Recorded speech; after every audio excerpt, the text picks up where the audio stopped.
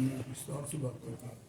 मैं ये जरूर कहना चाहता हूँ कि देखिए, पूरा एक समाज, सभी जितनी भी शासन प्रक्रिया या जितनी भी हमारी संविधान की प्रक्रिया है, उनके तहत ही काम करता है, सरकार भी उसके तहत काम करती है। और जो उसमें इस आयोग की बातें सामने आई हैं वो कोई मैं समझता हूँ तर्कसंगत भी हैं और कुछ विचारणीय भी हैं। मेरा मानना है कि जैसे हम जिस दौर से हम गुजर रहे हैं, आप जानते हैं कि कभी कभी हमारे पड़ोसी देश ऐसी स्थिति पैदा कर देते हैं जिससे हमें सोचना पड़ जाता है कि किस प्रकार से आगे चले।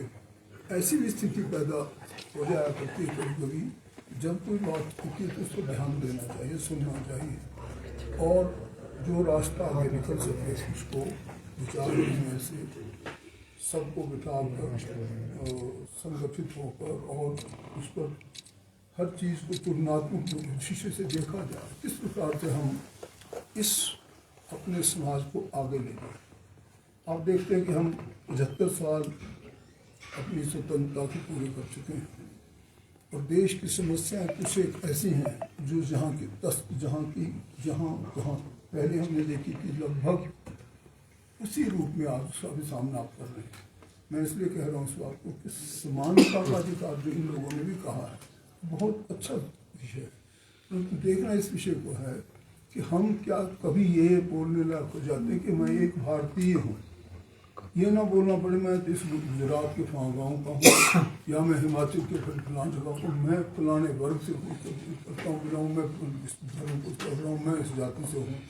वो चीज़ मैं समझता हूँ समानता के बीच में आती है और उस समानता को लाने के लिए जो भी कदम सरकार उठाती समय पर उनका मूल्यांकन होता है। तो मैं समझता हूँ जो गंभीर पार्टी ने कुछ विचार देंगे उनसे खासकर मैं कहना चाहता हूँ और बात भी सही है कि चाहे आप किसी भी इस पूरे समाज में किसी भी वर्ग को देख लें, गरीबी वही है, अभी तक अज्ञानता भी है, अभी तक नौकरियों की कमी भी है, अभी तक हम उनको वो जीवन नहीं दे पाए हैं जो एक इतने बड़े अंतराल के बाद एक फ्री नेशन को देना चाहिए। बहुत सी वजह हो सकती है।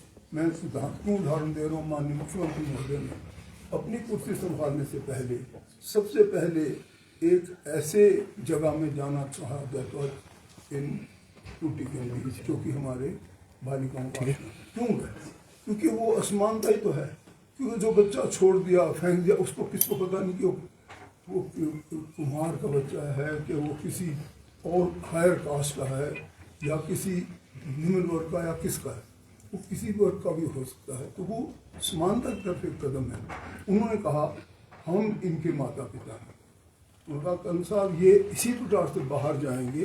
हर एक टूर ये भी देखें जैसे हम अपने बच्चों को भेजें, इनको पुस्तकों का अधिकार, कर्दी का अधिकार, सब प्रकार का अधिकार रहने के अंदर सरकार इसका खर्च वहन करे। मैं समझता हूँ पूरे भारत में एक पहला राज्य था हिमाचल प्रदेश जिसने ये उदाहरण दिया और ये प्रशंसनीय है, वांछनीय है, ये अनुकरणीय भी है। इसी प्रकार से जो बातें इन्होंने कही हैं, हमने और भी बहुत सी मैं समझ रहा हूँ इसी प्रकार के कदम उठाए हैं। तो जो ये इन्होंने बातें कही हैं, चाहे वो जितनी भी हों, चाहे वो कोई मेधावी विद्यार्थियों की बातें हों, चाहे वो पिछले जो मतलब आम जो हमारा जनरल है बेटियों की बात हो, चाहे किसकी शिक्षा की बात हो, चाहे उनके संवैधानिक आधार पर की बातें हों, उन सब पे मैं इनफैक्ट आज ही माननीय मुख्यमंत्री महोदय को इस पर ब्रीफ भी करूँगा और इनको एक बार आने का पूरा मौका मिलेगा ताकि इनके मन में ये ना रहे कि हमारी बात कोई ने सुनी नहीं। मैं समझता हूँ संविधान सब लोगों को अधिकार देता है अपनी बात रखने का अधिकार, और वो अधिकार सबके लिए मिलना भी चाहिए। इसलिए जब उसमें किसी भी प्रकार की ऐसी चीज़ होंगी जो हम कर सकते हैं, करने योग्य होंगी, वो अवश्य की जाएंगी। अब क्योंकि मैं यहाँ पे स्वयं एक अकेले फैसला नहीं सकता, यहाँ से फैसले होते हैं जो माननीय मुख्यमंत्री खुद भी ना लेकर पूरी कैबिनेट से भी बात करेंगे।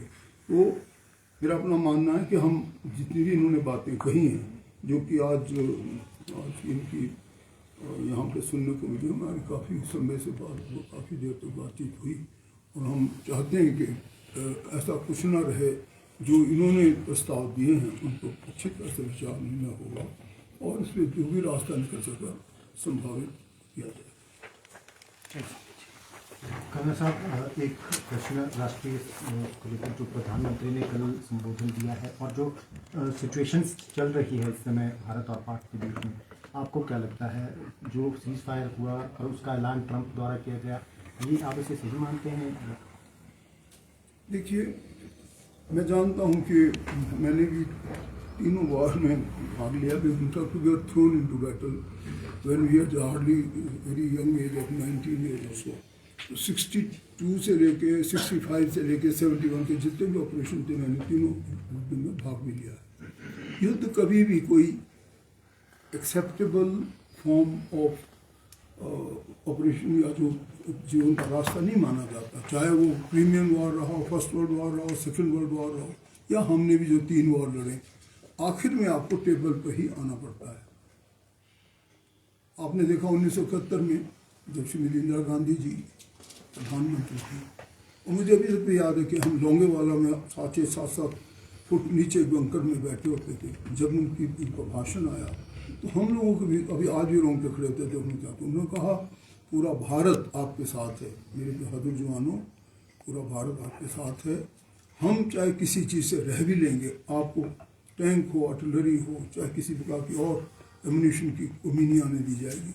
जनरल मैनेक शाह जो उस वक्त हमारे चीफ ऑफ मिनिस्टर, उनको ये पूरे निर्देश दिए गए थे।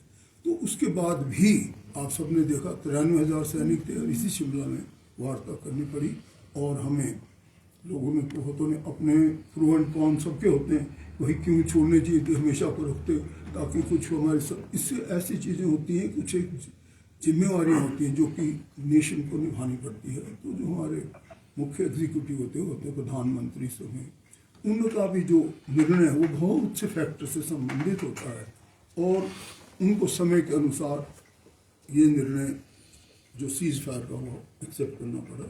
अब इसमें समय बताएगा कि हम ये नहीं कह सकते कि एकदम ये सही है या गलत है, परंतु राष्ट्र के हित में इस प्रकार के फैसले लेने पड़ते हैं जो कि माननीय प्रधानमंत्री ने इस वक्त लिए। Forces have done so well, my salute to them कि इतने ही टाइम में उन्होंने अपना काम अच्छे तरीके से निभाया और किसी भी प्रकार की देश के किसी हमारे आम जनता पर या किसी पर कोई ऐसी नकारात्मक स्थिति पैदा नहीं हुई जिसका हम बात वर्णन कर सकते हैं। We should be proud of our forces and जो निर्णय प्रधानमंत्री ने दिया है वो राष्ट्र के हित को देखते हुए ही लिया है, ऐसा मेरा मानना है। आज सर विपक्षी दल स्पेशल सेशन बुलाने की बात कर रहा है, इस पर क्या कहना चाहेंगे?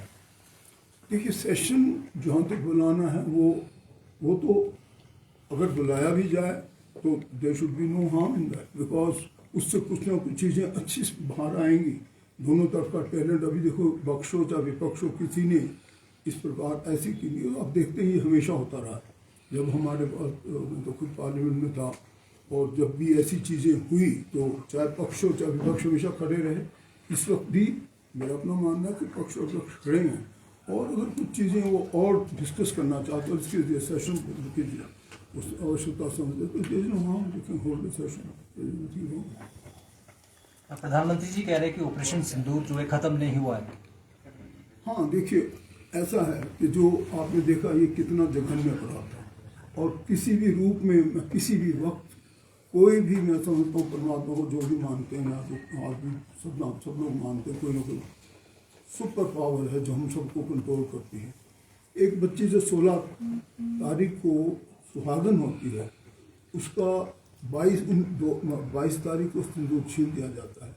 तो जो ऑनरेबल सीएम ने प्राइम मिनिस्टर ने बात की है वो उसी व्यथा को रख के की है कि अगर इसमें किसी प्रकार का धोखेबाजी हो या उनके मन में कुछ और डाउट हो और वो किसी प्रकार से हमारी चीज़ों को छिन भिन करना चाहते हैं तो ऑपरेशन सिंदूर अभी तक भी जारी है। वो एक देश के प्रति भावना है उनकी और मैं समझता हूँ कि जो नाम भी रखा है वो उसी के संदर्भ में रखा गया है। सर अमेरिका के राष्ट्रपति की जो स्टेटमेंट आ रही है, अमेरिका के जो इन दो देशों का जो मामला था, अमेरिका का कूदना, किस तरह देखते हैं आप इन चीज़ों को? आपने पहले भी लड़ाइयाँ लड़ी, उस टाइम भी दो देशों का मामला था। देखिए, ये प्रश्न तो मैं समझ रहा महत्वपूर्ण भी है। ऐसा होता है कि जब देश आत्मनिर्भर हो, जब देश आज 1962 का की आमी नहीं है, आज आप एक बहुत सुसज्जित you are potential sort of, तो जो ये बात चली है कि भी उन्होंने मध्यस्थ किए, उन्होंने प्रेशर किया, ये सब चीज़ें तो कूटनीति में का एक हिस्सा होती हैं, परंतु भारत को और पाकिस्तान को किसी दूसरे की मध्यस्थता की इस वक्त आवश्यकता नहीं रही। हाँ, वो अगर उनसे किसी चीज़ को रेफर किया गया उनको, देयर इज नो हार्म। आज एक बड़ी भारी शक्ति है अमेरिका, परंतु मेरा अपना मानना है कि उनका इसमें किसी प्रकार की भूमिका नहीं है। ये तो दोनों देशों का मामला उचित लाया गया।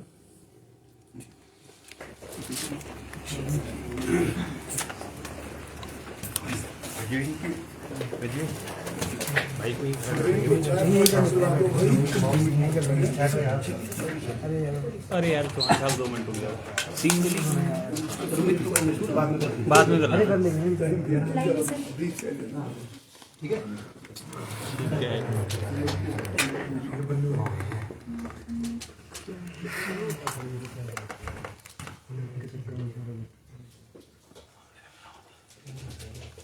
सर, इंडिया पाकिस्तान के बीच जो तनाव बना हुआ था वो खत्म हो गया है, लगभग 30 साल हो गया। प्रधानमंत्री ने देश का संबोधित किया है, क्या कहना चाहिए?